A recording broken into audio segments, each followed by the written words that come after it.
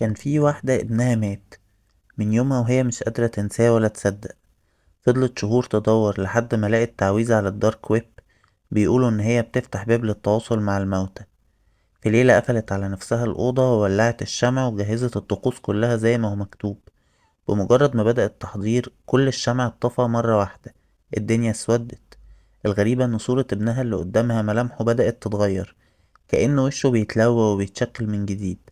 فجأة بدأت تحس بنفس تقيل معاها في الأوضة، كأن في حد موجود. الست قامت وفضلت تجري وتحاول إن هي تهرب، بس كأن خلاص مفيش هروب من اللي هي وصلت له.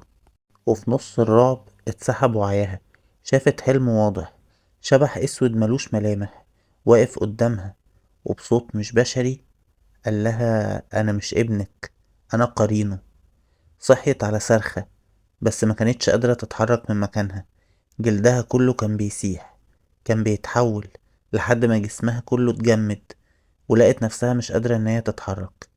الست اتحولت وبقت تمثال من الشمع. ولحد النهاردة الناس بتقول ان التمثال قاعد في الأوضة بنفس الوضع، والشمعة الأخيرة كل ليلة بتنور لوحدها وتطفي، وكأن لسه في حد بيتنفس جوه الأوضة.